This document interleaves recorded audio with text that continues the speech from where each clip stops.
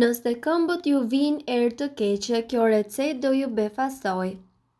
Ka 2 gjëra të cilat shkaktojnë erën e keqe të këmbëve, baktere dhe djersa.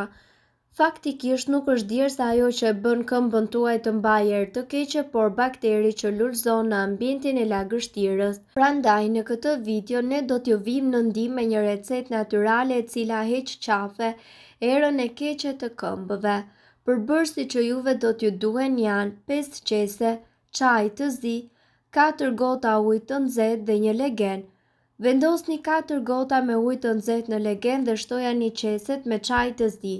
Lëreni ashtu për 10 minuta, pastaj futeni këmbët aty dhe mbajini për 20 minuta.